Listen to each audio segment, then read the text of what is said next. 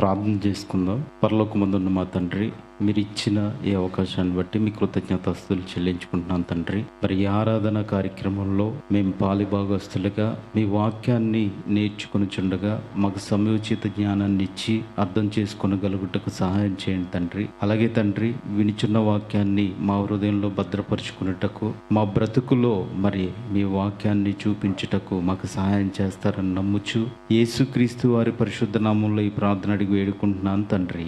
ఆమె. సర్వాధికారి సమ్మతిలో సంశయములు. మరొకసారి చెప్తున్నానండి, సర్వాధికారి సమ్మతిలో సంశయములు అనే పాఠాన్ని ఆలోచిద్దాం.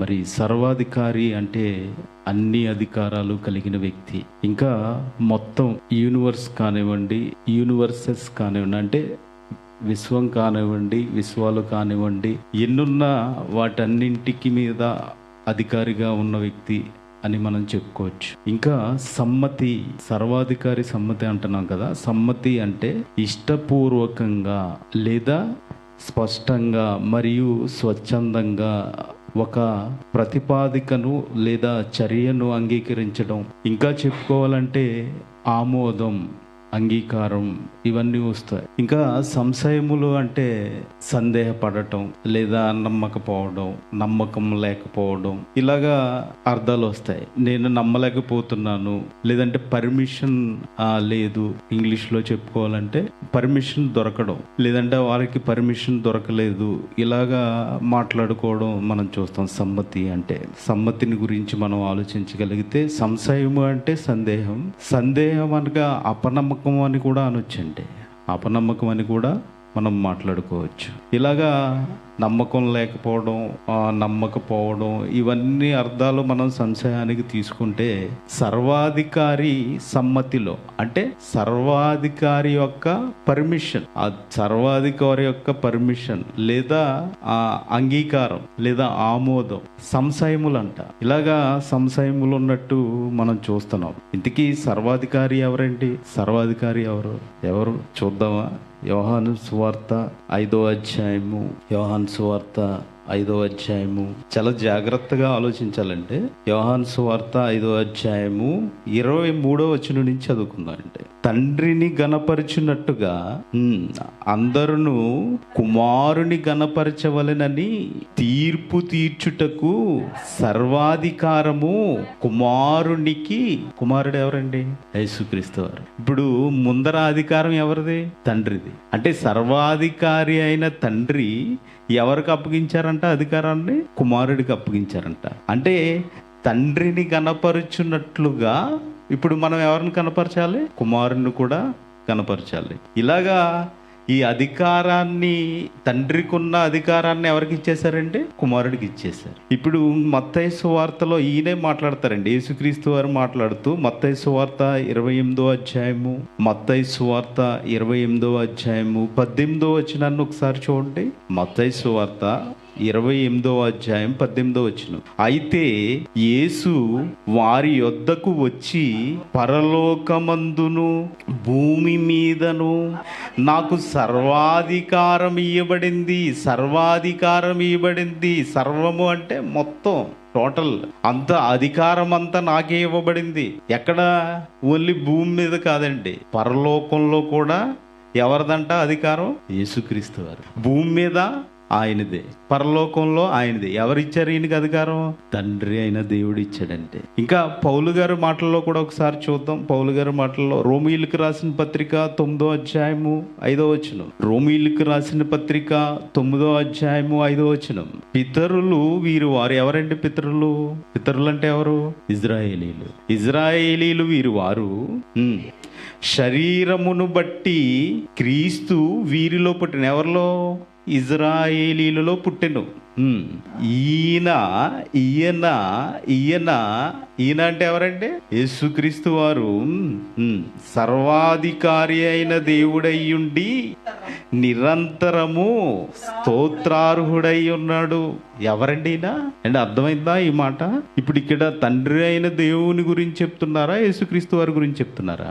యేసుక్రీస్తు వారి గురించి. ఈయన ఎలా ఉన్నాడంట? మళ్ళీ చదవండి. ఈయన సర్వాధికారి అయిన దేవుడై ఉండి నిరంతరము స్తోత్రార్హుడై ఉన్నాడు. సర్వాధికారి అయిన దేవుడు. ఇప్పుడు యేసుక్రీస్తు వారిని ఏమని పిలవచ్చండి? పిలవకూడదండి. సర్వాధికారి అయిన దేవుడు ఎవరండి? యేసుక్రీస్తు వారు. అంటే యేసుక్రీస్తు వారిని సర్వాధికారి అయిన దేవుడు అని పిలవకూడదా? ఈరోజు చాలా మంది పిలవడానికి ఇష్టపడట్లేదు, చాలా మంది అంగీకరించట్లేదండి యేసుక్రీస్తు వారిని. పిలిచే అవకాశం ఉన్నా పిలవబడి, ఇదిగో పౌలు గారు ఎవరు చెప్తున్నారండి? పౌలు గారు మాటల ఆధారం లేవా? మనకి ఆధారం ఉన్నాయి కదా. మరి ఈ ఆధారం ఉన్న ఈ పౌలు గారి మాటలు ఎవరు రాయించారండి? పౌలు గారు రాస్తారా సొంతంగా? మరి ఏదైనా పేపర్ న్యూస్, ఈటీవీ, ఈ న్యూస్ వార్త వీళ్ళు ఎవరన్నా రాశారా? ఇవి బైబిల్ ఎవరు రాయించారు? పరిశుద్ధాత్మ ప్రేరణతో దేవుని మూలముగా మనుషులు రాశారు. అంతే కదండి. అంటే ఎవరు? దేవుడే వ్రాయించాడు స్వయంగా. ఎవరితోటి? పరిశుద్ధాత్మ ప్రేరణతోటి. ఇప్పుడు ఎవరు రాస్తున్నారు? పౌలు గారు రాస్తున్నారు. ఇప్పుడు పౌలు గారు రాస్తూ ఇప్పుడు ఇది ఎవరి మాట అండి? దేవుని మాట. ఇప్పుడు దేవుడే సాక్ష్యం ఇస్తున్నాడా? దేవుడే సాక్ష్యం ఇస్తున్నాడా? ఏమని చదవండి ఇప్పుడు మళ్ళీ. ఈయన సర్వాధికారి అయిన దేవుడై ఉండి నిరంతరము స్తోత్రార్హుడై ఉన్నాడు. అంటే తండ్రి అయిన దేవుని తర్వాత సర్వాధికారం ఎవరికి ఉందంటే? యేసుక్రీస్తు వారికి ఉంది. వాక్యానికి ఉంది సర్వాధికారం. అంటే ఇప్పుడు ఏది చెయ్యాలన్నా యేసుక్రీస్తు వారి సమ్మతి కావాలి. అంతేనంటే అర్థమైందా మీకు? ఏ పని చేయాలన్నా యేసుక్రీస్తు వారి సమ్మతి, అంటే పర్మిషన్. ఏమంటారంటే పర్మిషన్ కావాలి. ఎవరిదే? యేసుక్రీస్తు వారు. అంటే యేసుక్రీస్తు వారి పర్మిషన్ కావాలా? కావాలి. అంటే ఆయన పర్మిషన్ కావాలి. మనం ఇప్పుడు ఇక్కడ కూడుకుంటున్నాం కదా, మనకు పర్మిషన్ ఉందా? ఏమన్నా ఉందా? ఉందన్న వాళ్ళు చేయొద్దండి, ఎత్తన వాళ్ళకి లేదండి పర్మిషన్. లేదా? ఇవ్వలేదా మీకు? యేసుక్రీస్తు వారు ఇచ్చారా? ఇవ్వలేదండి. ఆ పర్మిషన్ ఎలా అవుతుందో చెప్తాను చూడండి. ఇప్పుడు మనం ఇది ఇలా ఆలోచించగలిగితే సర్వాధికారి సమ్మతి అంటే ఆయన పర్మిషన్ కావాలి కదా. ఆయన పర్మిషన్ ఎలా ఇచ్చాడో చెప్తాను చూడండి. మత్తయి సువార్త ఇందాక తీశారు కదా, 28వ అధ్యాయము మత్తయి సువార్త. అయితే యేసు వారి వద్దకు వచ్చి పరలోకమందును భూమి మీదను ఈయనకి ఏమేమి పడిందంటే సర్వాధికారము ఇవ్వబడింది. అవునా? సర్వాధికారం ఇవ్వబడింది. ఇప్పుడు ఈ సర్వాధికారి ఏమి ఇవ్వాలి? మనకి పర్మిషన్ ఇవ్వాలి. ఇప్పుడు పర్మిషన్ ఇవ్వాలంటే ఇంతకీ పర్మిషన్ అంటే ఆ సమ్మతికి లేకపోతే ఆ ఆమోదానికి అర్హులమా కాదా అని మనం తెలుసుకోవాలి. ఫస్ట్ మొదటిగా ఆయన ఇచ్చే ఆమోదం మనకి ఆమోదకంగా ఉందా, లేకపోతే మనకి నిజంగానే ఆమోదించబడ్డామా అనేది తెలియాలి. ఇప్పుడు ఆమోదించబడాలి అంటే ఒకనాడు మోషే గారు నాయకుడిగా ఉన్నారు కదండి. మోషే గారికి అధికారం ఇచ్చారా ఎవరన్నా? మోషే గారికి ప్రకటించడానికి ఎవరన్నా అధికారం ఇచ్చారా? అంటే ఇజ్రాయేలీల మీద నాయకుడిగా ఉండాలని అధికారం ఇచ్చారా ఎవరన్నా? ఎవరు ఇవ్వలేదండి. ఇప్పుడు మోషే గారు సుమారు 6 లక్షల కాల్బలాన్నే నడిపించారు కదా నాయకుడిగా. ఆయనకి ఎవరు అధికారం ఇచ్చారు? ఎవరిచ్చారు చూద్దామా? అపోస్తుల కార్యములు 7వ అధ్యాయము 35వ వచనం చదవండి. అపోస్తుల కార్యములు 7వ అధ్యాయము 35వ వచనం. అధికారిగాను తీర్పరిగాను నిన్ను నియమించిన వాడెవడని వారు ఏం చేశారంట? ఎవరండి? ఎవరు? ఇజ్రాయేలీలు. ఎవరు నిరాకరించారంట? మోషేని. ఇప్పుడు నీకు అధికారం ఎవడిచ్చాడు? నీకు అసలు పర్మిషన్ ఎవడిచ్చాడు? నీకు పర్మిషన్ ఎక్కడి నుంచి వచ్చింది? ఇంతే కదండి. ఇప్పుడు మోషే గారు అదే కదా ఏమంటున్నారు అక్కడ, మళ్ళీ చదవండి. అధికారిగాను తీర్పరిగాను నిన్ను నియమించిన వాడెవడని వారు నిరాకరించిన ఈ మోషేను. ఇప్పుడు ఎవరిస్తున్నారో చూడండి అధికారం, ఎవరిస్తున్నారో చూడండి. ఈ మోషేను అతనికి పొదలో కనబడిన దేవదూత ద్వారా దేవుడు అధికారిగాను విమోచకునిగాను నియమించి పంపించారంటే. అంటే ఇప్పుడు ఎవరిచ్చారండి మోషే గారికి అధికారం? దేవుడు ఇచ్చాడండి అధికారం. ఎవరికి? మోషే గారికి. ఇదిగో నాయన నువ్వు నడిపించాలి వెళ్ళి. ఇదిగో 6 లక్షల కాల్బలాన్ని నువ్వు నడిపించాలి. ఇదిగో వారి జనం వస్తారు, వారికి బోధించాలి, నువ్వు వారిని నిలబెట్టాలి నువ్వు. ఏమండి? వీళ్ళు ఏం చేశారంట? నిరాకరించారంట. నిరాకరించారండి? నిరాకరించారా? నిరాకరిస్తున్నారా? మరి ఈరోజు క్రైస్తవులు కూడా క్రైస్తవులు నిరాకరించట్లేదా? క్రైస్తవేతరులు అంటున్నారంటే ఓకే, దాన్ని మనం తీసుకోవచ్చు, ఎందుకంటే వాళ్ళకి తెలియదు కాబట్టి. ఈరోజు క్రైస్తవులే ఏం చేస్తున్నారంటే స్వార్థ చేయడానికి వేరే వాళ్ళు అడ్డుకున్నారు, లేకపోతే బయట వాళ్ళు అడ్డుకున్నారంటే అనుకోవచ్చు. ఈరోజు క్రైస్తవులే ఏం చేస్తున్నారు? ఎవరు అడిగింది? బయటోళ్ళు కాదండి, మన పక్కనే ఉంటారు, మనతోటే ఉంటారు. బయటోళ్ళు కాదు అడిగింది, మన పక్కనే మనతో ప్రేమగా మాట్లాడుతూ అన్యా అంటూ, ఓకేనా, అన్యా అని పిలుస్తూ పక్కనే ఉంటూ, ఇదిగో ఏదో నేను మిమ్మల్ని చాలా ప్రేమిస్తున్నాను అన్నట్టు మాట్లాడుతూ. అసలు ఆడికి పర్మిషన్ ఎలా వచ్చింది? ఎవడిచ్చాడు ఆడికి? ఏమండి ఇదా నీ ప్రేమ? చూడండి, ఆలోచించండి, చాలా జాగ్రత్తగా ఆలోచించండి. అంటే మీటింగ్ పెట్టుకోవడానికి పర్మిషన్ తర్వాత విషయం. ఇప్పుడు ఈ దేవుడు ఎవరికి ఇచ్చాడంటే పర్మిషన్ మోషే గారికి ఇచ్చాడు. మోషే గారికి పర్మిషన్ ఇస్తే ఇప్పుడు ఎవరిచ్చినట్టు ఈ పర్మిషన్? సర్వాధికారి ఇచ్చాడండి. సర్వాధికారి ఇచ్చాడు అంటే సర్వాధికారి దేవుని సమ్మతి, అంతే కదా.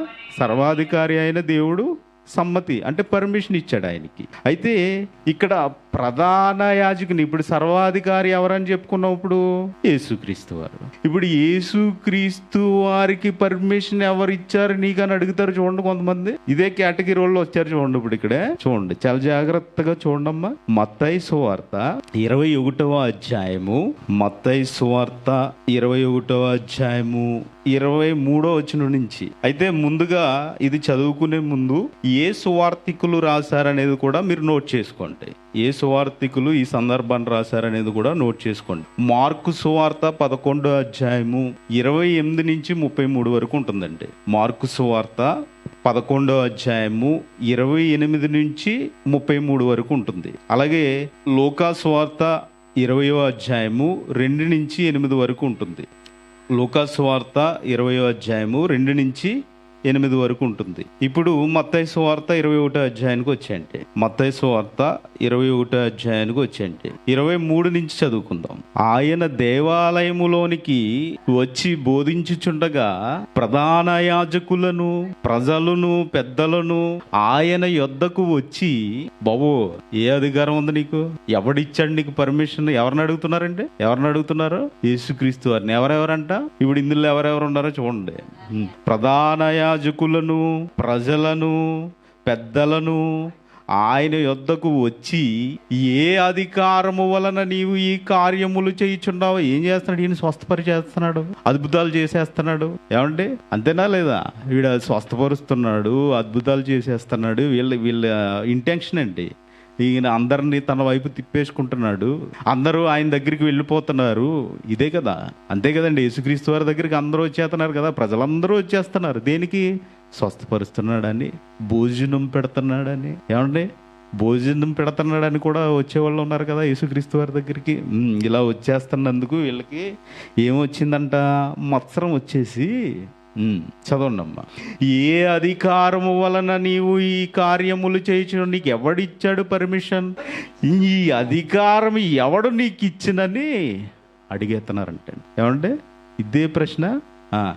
ఎవడు నీకు అధికారం ఇచ్చినని అడగగా యేసుక్రీస్తు వారు చూడండి, చాలా చక్కగా, చాలా నీట్గా సమాధానం చెప్తారు. చూడండి, నేనును మిమ్మును ఒక మాట అడుగుదును, అది మీరు నాతో చెప్పేస్తే నేనును ఏ అధికారము వలన ఈ కార్యములు చేయుచున్నానో అది మీతో చెప్పేస్తాను. నేను ఓకే, మీరు ప్రశ్న అడుగుతున్నారు కదా, పర్మిషన్ గురించి అడుగుతున్నారు కదా, నేను మీకు ఒక ప్రశ్న వేస్తాను. ఆ ప్రశ్నకి మీరు సమాధానం చెప్పగలిగితే నేను కూడా ఏం చేస్తాను? మీకు సమాధానం చెప్తాను. అంతేనంటే అదేనా అన్నారు? ఇప్పుడు కిందకు వెళ్ళండి. యోహాను ఇచ్చిన బాప్తిస్మము ఎక్కడ నుండి కలిగినది? పరలోకము నుండి కలిగినదా, మనుషుల నుండి కలిగినదా అని వారిని అడిగాను. ఏమడిగారండి? యోహాను గారు బాప్తిస్మం ఇచ్చారు కదండి, మారు మనసు నిమిత్తం బాప్తిస్మం ఇచ్చారు కదా. ఈ బాప్తిస్మము మీకు ఎలా వచ్చింది? ఎవరైనా మనుష్యుడిచ్చాడా, లేకపోతే పరలోకంలో దేవుడిచ్చాడా అని అడిగారు. అంతే ప్రశ్న.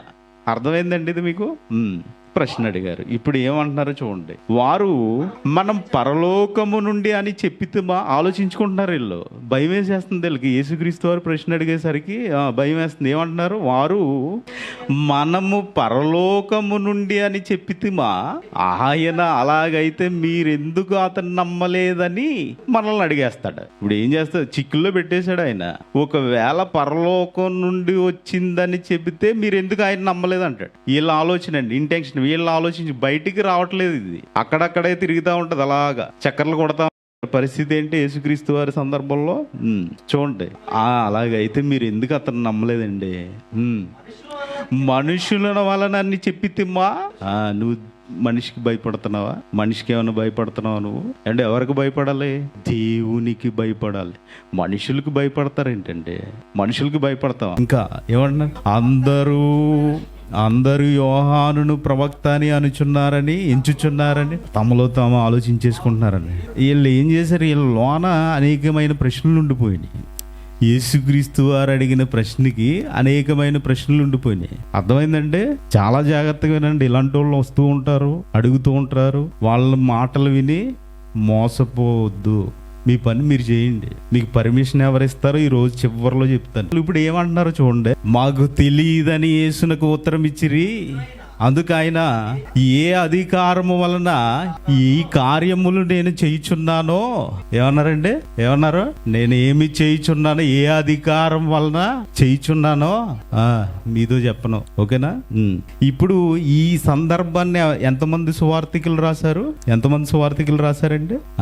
3 రాశారు. మత్తయి గారు రాశారు, మార్క్ గారు రాశారు, లూకా గారు రాశారు. ఇదే సందర్భం ఉంటుంది. మీరు ఈ 3 ఇంటికి వెళ్ళి చదువుకోండి, అవే మాటలు ఉంటాయి. ఎందుకు? ఎవరిచ్చారు ఈయనకి పర్మిషన్? దేవుడు ఇచ్చాడు. అయితే ఇలాగా ఈ 3 రాసిన తర్వాత ఈ విధంగా ఏంటి ఈ అధికారం ఏంటనంటే, మనం ఆల్రెడీ ముందే చెప్పేసుకున్నాం. దేవుడే అధికారం ఇచ్చారు. ఎవరికండి? యేసుక్రీస్తు వారికి. ఇప్పుడు యేసుక్రీస్తు వారి ద్వారా మనకేమైనా అధికారం వచ్చిందా? యేసుక్రీస్తు వారి ద్వారా ఇప్పుడు సర్వాధికారి సమ్మతి మనకేమైనా ఉందా అని కూడా ఆలోచించాలి. ఇప్పుడు ఇందాక మత్తయి సువార్త చదివారు కదండి, మత్తయి సువార్త చదివారు కదా, 28వ అధ్యాయానికి వచ్చేయండి. 19వ వచనం చదవండి. కాబట్టి మీరు వెళ్ళి సమస్త జనులను శిష్యులుగా చేయుడి, తండ్రి యొక్కయు కుమారుని యొక్కయు పరిశుద్ధాత్మ యొక్కయు నామములోనికి వారికి బాప్తిస్మమిచ్చుచు నేను మీకు ఏ ఏ సంగతులు ఆజ్ఞాపించితునో వాటన్నింటినీ గైకొనవలెనని వారికి బోధించుడి. వారికి ఏం చేయాలంటే బోధించుడి. ఇదిగో నేను యుగ సమాప్తి వరకు సదాకాలం మీతో కూడా ఉన్నానని వారితో చెప్పాను. ఇప్పుడు ఇదేంటండి? ఇదేంటిది? అర్థమైందండి? అర్థం అవ్వలేదా? మళ్ళీ చదువుదామా? మళ్ళీ చదవండి. కాబట్టి స్లోగా చదవండి. కాబట్టి మీరు వెళ్ళి సమస్త జనులను శిష్యులుగా చేయండి. ఇప్పుడు శిష్యులుగా చేయాలంటే ఏం చేయాలంటే? శిష్యులుగా చేయాలంటే వాక్యం చెప్పాలి. అంతే కదంటే? వాక్యం చెప్పాలి. వాక్యము చెప్పి వారి హృదయాన్ని మార్చగలగాలి. ఇప్పుడు ఇలా వాక్యం చెప్పమంటున్నారు, శిష్యులుగా చేయమంటున్నారు. ఏం చేయాలంట? వాక్యం చెప్పిన తర్వాత తండ్రి యొక్కయు కుమారుని యొక్కయు పరిశుద్ధాత్మ యొక్కయు నామములోనికి వారికి బాప్తిస్మం ఇవ్వాలి. వాక్యం చెప్పిన తర్వాత మారుతాడు కదా, మరి నేను ఇప్పుడు ఏం చేయాలని అడుగుతారు. ఇప్పుడు అపోస్తుల 2వ అధ్యాయం 38వ వచనంలో పేతురు గారు వాక్యం చెప్పినప్పుడు వాళ్ళు మారు మనసు పొంది ఇప్పుడు మేము ఏం చేయాలని అడిగారు కదా, అలాగే మనల్ని అడగాలన్నమాట వాళ్ళు. ఇప్పుడు నేను ఏం చేయాలని అడిగినప్పుడు ఏం చేయాలి? తండ్రి యొక్కయు కుమారుని యొక్కయు పరిశుద్ధాత్మ యొక్కయు నామంలో వారికి బాప్తిసం ఇవ్వాలి. అప్పుడు ఏమవుతారు? ఆయన శిష్యుడు అవుతారు. ఇప్పుడు శిష్యుడు అయిన తర్వాత ఇప్పుడు ఈ కిందకి ఏమంటున్నారో చూడండి. ఇచ్చుచు కంటిన్యూషన్, ఇచ్చుచు ఆజ్ఞాపించితినో అంటున్నారు చూడండి. అంటే ఇప్పుడు ఇదేంటి? ఆజ్ఞ. బాప్తిస్మము పొందిన ప్రతి ఒక్కరికి ఆజ్ఞ. నేను ఏ ఏ సంగతులు ఆజ్ఞాపించుతునో వాటన్నింటినీ గైకొనవలనని వారికి బోధించుడి. ఇప్పుడు మనం ఏం చేస్తున్నామంటే బోధిస్తాం. అంతేనా? ఇంకేమన్నా మనం ఏమైనా బిల్డింగులు మేళ్ళు ఏమైనా కట్టుకుని ప్రోగ్రామ్ ఏమైనా పెట్టుకున్నాం? బోధిస్తున్నాం, అంతే కదా. వాక్యం ఇదిగో మొన్న 4 బోధించారు, అంతేనండి. వాక్యమేనా? ఇక్కడ ఏమైనా జరుగుతుంది? ఇక్కడ ఏమన్నా అసభ్యకరంగా ఏమైనా చేస్తున్నావా? దేనికైనా పర్మిషన్ కావాలా? ఇప్పుడు దీని మీద ఒక 4 ఫ్లోర్లు వేయాలంటే పర్మిషన్ తెచ్చుకోవాలి, అవునా? మనం ఏదైనా కారు కొనుక్కున్నాం, బయట తిరగాలంటే పర్మిషన్ తెచ్చుకోవాలి. బైక్ కొనుక్కున్నాం, బైక్ నడపాలంటే పర్మిషన్ తెచ్చుకోవాలి, అవునా కదండి? దానికి కొన్ని పద్ధతులు అవన్నీ ఉంటాయి. ఇప్పుడు వాక్యం వినడానికి పర్మిషన్ ఏంటంటే, వాక్యం వినడానికి పర్మిషన్ ఏంటి? విశ్వాసి. మీరు ఎప్పుడైతే బాప్తిసం తీసుకున్నారో మీరు శిష్యులు కాబట్టి మీరు బోధ వినాలి, బోధించేవాడు ఉన్నప్పుడు. ఇప్పుడు బోధించేవాడికి పర్మిషన్ ఎక్కడి నుంచి వస్తుంది? ఇదే చూడండి, అదే మాట చూడండి. కాబట్టి మీరు వెళ్ళి సమస్త జనులను శిష్యులుగా చేయండి. వార్తకి ఇదిగో ఒక దిక్కుకి వెళ్ళి సువార్త చేస్తా ఉంటే, ఒక దిక్కుని పని చేసుకుంటూ ఉంటే ప్రోత్సహించడం మానేసి పర్మిషన్ లేదంటారా? ఎంత విడ్డూరం అండి! మీరు చేయరు, చేసేవాళ్ళని చేయనివారు. ఇదే పని అండి. బయట వాళ్ళ గురించి మాట్లాడతలేదు, క్రైస్తవుల గురించి మాట్లాడుతున్నానండి, సహోదరుల గురించి మాట్లాడుతున్నాడు. అంటే పర్మిషన్ అనేది ఎలా వచ్చేస్తుంది మనకి? యేసుక్రీస్తు వారి ద్వారా, సర్వాధికారి అయిన యేసుక్రీస్తు ద్వారా మీకు ఏమొచ్చిందండి? బోధించాలా, అప్పుడు వినాలా, నేర్చుకోవాలా, ఏమండి? నడుచుకోవాలి. ఇప్పుడు మీరు ఇదిగో బోధించే వాళ్ళు లేరండి, ఎక్కడికో దూరంగా వెళ్ళిపోయారు. ఇప్పుడు మీరు ఆరాధనలో పాల్గొవాలి. ఏం చేస్తారండి? వెంకట గారు, మరి మేము ఇలాగా చాలా దూరం ఉండిపోయాము, మీ దగ్గరికి ఆరాధనకు రావాలి, మేము ఎలాగైనా వచ్చి ఇలాగ ప్రార్థన చేయండి, మేము ఎలాగోలా అని కష్టపడి వచ్చేస్తాము అని ఇప్పుడు కువైట్లో ఉన్నారనుకో, వచ్చేస్తారా? ఆరాధనకి ఇప్పుడు కువైట్లో ఉంటే వచ్చేస్తారా? ఇప్పుడు లేదు, మా సంఘానికే రావాలి, మీరు అక్కడ ఎక్కడికి వెళ్ళకూడదు అన్నాడు అనుకోండి, ఏం చేస్తారు ఇప్పుడు? ఏమంటే మా సంఘానికే రావాలి, మీరు ఎక్కడికి వెళ్ళకూడదంటే ఏం చేస్తారండి? ఇప్పుడు ఇదే పరిస్థితి జరుగుతుంది. చాలా జాగ్రత్తగా చెప్తున్నాను. ఎక్కడ ఆరాధిస్తారో తెలియదనే సరే యేసుక్రీస్తు ఆ మాట చూసుకుని ముందుకెళ్ళిపోతే యోహాను సువార్త 4వ అధ్యాయము 20వ వచనమా చూడండి. మా పితరులు ఈ పర్వతమందు ఆరాధించిరు గాని ఆరాధింపవలసిన స్థలము యెరూషలేములో ఉన్నదని మీరు చెప్పుదురని ఆయనతో అనగా, యేసు ఆమెతో ఇట్లా, నేను అమ్మా వినండి, చాలా జాగ్రత్తగా వినండి. ఏమంటున్నారండి? యేసుక్రీస్తు వారు అమ్మా అని పిలిచారు, చూసారా? కామ పెట్టేశారు అక్కడ. అమ్మా అని పిలిచి ఏమంటున్నారండి? ఒక కాలము వచ్చుచున్నది, ఆ కాలమందు ఈ పర్వతము మీదైనను యెరూషలేములోనైనను మీరు తండ్రిని ఆరాధింపరు అంటున్నాడా, ఆరాధిస్తారు అంటున్నాడా? అప్పుడే ప్లేస్ తీసేస్తే ఇప్పుడు ప్లేస్కి ఇంపార్టెన్స్ ఇస్తావేంటి? అప్పుడే నిన్ను అక్కడ ఆ ప్లేస్ ఇదే ప్రత్యేకమైనది అనుకున్న వాటిని ఇదిగో ఇది లేదు అని చెబుతుంటే ఇప్పుడు ఇంపార్టెన్స్ లేరు, దూరంగా వెళ్ళారు. ఇదిగో ఈ సంఘానికి అంటుబడి ఉంటాయి కదా, ఈ సంఘానికి అంటుబడి సంఘాలు ఉంటాయి కదా, ఇదిగో మహేష్ గారు పలానా రేపు వద్దన్న కుకట్పల్లి ఏదైనా చేస్తున్నారు అనుకోండి సేవ, అక్కడ దగ్గరగా ఉంటే వెళ్ళండి. ఏమైంది? వెళ్ళకూడదా? ఇప్పుడు ఆయన చేసే పరిచర్కి మీరు ఏమైనా ప్రోత్సహించాలి కానీ నువ్వే పర్మిషన్ ఉందా అని అడిగితే బయటోడు ఊరుకుంటాడా? ఆలోచించండి ప్రియులారా. వెనకాల ఎవరుండి నడిపిస్తారంటే ఎవరున్నారంటే సాతానుగాడు. చాలా జాగ్రత్తగా ఆలోచించాలి ప్రియులారా. ఇంకా మనం ముందుకు వెళ్ళి ఈరోజు పరిస్థితి అదేనండి. ఈరోజు పరిస్థితి అదే. ఇదిగో మీకు పెట్టుకోవడానికి పర్మిషన్ ఉందా, అధికారం, సమ్మతి, ఆమోదం ఉందా, అంగీకారం ఉందా? ఇదే కదండి అడగటం. ఇవన్నీ మీరు ఆలోచించి ముందుకు వెళ్ళినట్లయితే ఇదిగో అధికారం ఎలా వస్తుందో చూడండి. యోహాను సువార్త 1వ అధ్యాయం 12వ వచనం. తనను ఎవరినండి? యేసుక్రీస్తు వారిని ఎవరైతే అంగీకరిస్తారో వారందరికీ, అనగా తన నామమందు విశ్వసించిన వారికి. ఏవండి ఆగండి, మీరు విశ్వసించారా?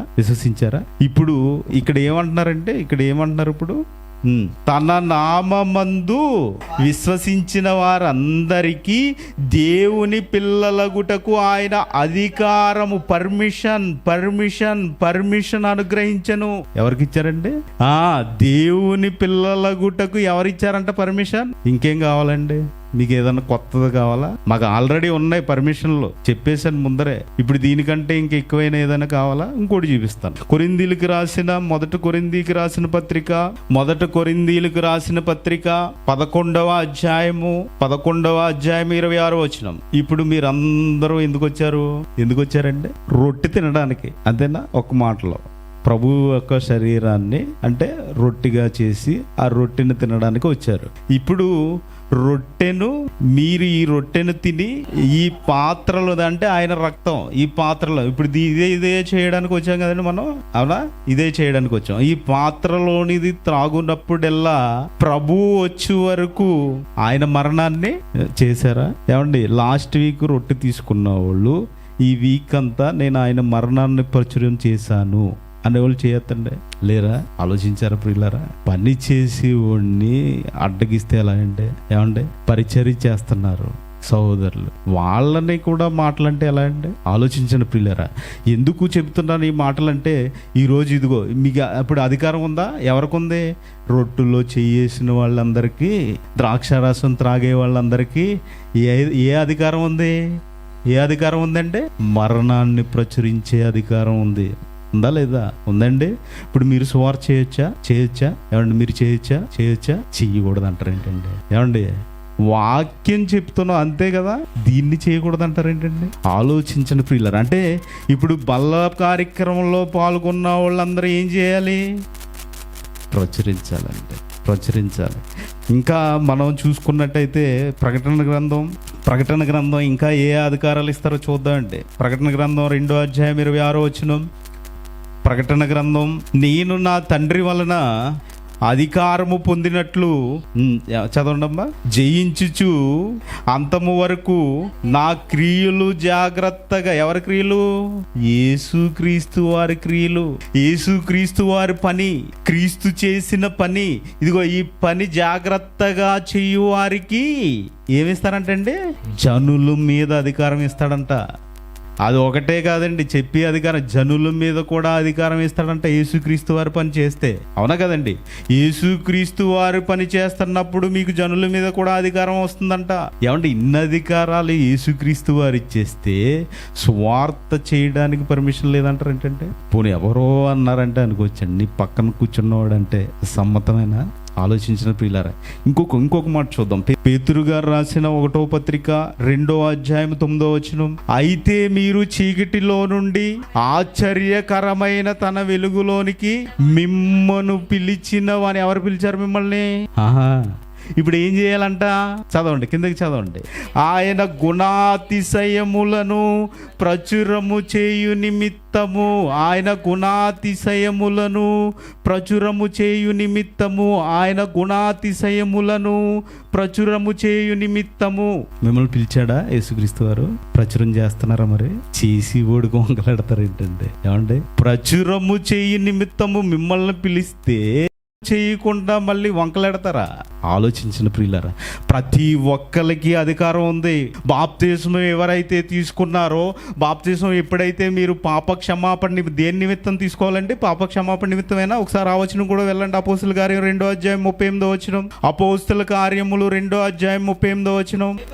పేతురు గారు మాట్లాడుతున్నారు. పేతురు గారు మాట్లాడుతూ, మీరు మారు మనస్సు పొంది పాప క్షమాపణ నిమిత్తము ప్రతివాడు యేసుక్రీస్తు నామములో బాప్తిస్మము తీసుకుని అప్పుడు మీరు పరిశుద్ధాత్మ అనే వరం పొందేస్తారు. దేని నిమిత్తం తీసుకోవాలంటే, ఎవరైతే పాప క్షమాపణ నిమిత్తం బాప్తిస్మం తీసుకున్నారో వారు ప్రకటించడానికి అర్హులు. అలానే ఎలా పడితే అలాగా వెళ్ళిపోవడం అనేది కూడా కరెక్ట్ కాదంటే, వాక్యం తెలుసుకోవాలి, చదువుకోవాలి, నేర్చుకున్న తర్వాత చెప్పాలంటే, అలాగని అందరినీ నేను సపోర్ట్ చేయట్లేదు. ఎందుకంటే నేర్చుకోవాలి, వాక్యాన్ని నేర్చుకున్న తర్వాతే మనం చెప్పగలగాలి.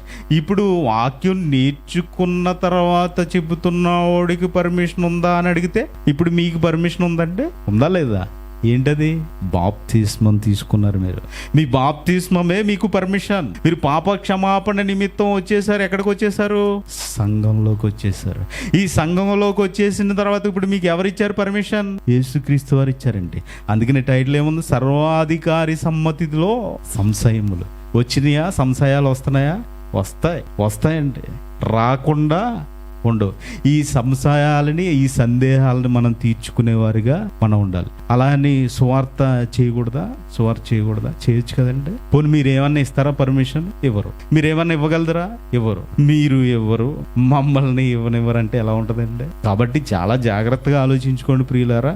ఇలాంటి వాళ్ళు మాట్లాడేటప్పుడు యేసుక్రీస్తు వారు చాలా తెలివిగా మాట్లాడారు కదా, అదే తెలివి మీరు ఉపయోగించండి. యేసుక్రీస్తు వారిని నమ్ముకున్నారు కదా, యేసుక్రీస్తు వారిని విశ్వసిస్తున్నారు కదా, యేసుక్రీస్తు వారిలాగా మాట్లాడండి మీరు, నో ప్రాబ్లం. ఇదిగో నేను క్రీస్తుని పోలి నడుచుకుంటున్నాను, మీరు నన్ను పోలి నడుచుకోండి అన్నారు కదా పౌలు గారిలాగా మాట్లాడండి. కాబట్టి ప్రియమైన దేవుని పిల్లారా, పద్ధతిగానే వెళ్దాం, పద్ధతిగానే నడుచుకుందాం. ఎందుకంటే మనం ఇక్కడ చేస్తున్న పని ఏంటి? వాక్యం ప్రకటిస్తున్నాము, ఆరాధన చేసుకుంటున్నాం. దానికి మించి వేరే తప్పుడు పనులు ఏమీ చేయట్లేదు. అలా అని అనధికారికంగా ఏమీ లేదు, అధికారికంగానే నడిపించుకుంటున్నాం. ఇప్పుడు నీ అధికారం లేదనుకోండి, ఈయన వస్తాడా? ఆలోచించండి. ఈయన వస్తాడా? ఆవిడ వస్తారా? మీకు అర్థమైందంటే పర్మిషన్ అనేది ఎక్కడి నుంచి వచ్చిందో అది మీకు వివరించాను. కాబట్టి ఆ పర్మిషన్ బట్టి మీరు ముందుకు వెళ్ళి మీరు కూడా సువార్థికులుగా మారాలన్నదే నా ఆశ. మరి ఇంతటితో ఈ వాక్యాన్ని ముగిస్తున్నాను. ప్రార్థన చేసుకుందామండి. పరలోకమందున్న మా తండ్రి, మీరు ఇచ్చిన ఈ అవకాశానికి మీ కృతజ్ఞతాస్తుతులు చెల్లించుకుంటున్నాను తండ్రి. మీ మాటలు చెప్పడానికి మరి మీరే సర్వాధికారి అని మరి మీ పిల్లలందరికీ తెలియజేశాను తండ్రి. ఆ వాక్యాన్ని వారి హృదయంలో భద్రపరుచుకుని మరి మీ వాక్యపు వెలుగులో బ్రతకడానికి సహాయం చేయమని యేసుక్రీస్తు వారి పరిశుద్ధ నామములో ఈ ప్రార్థన అడిగి వేడుకుంటున్నాను తండ్రి. ఆమేన్.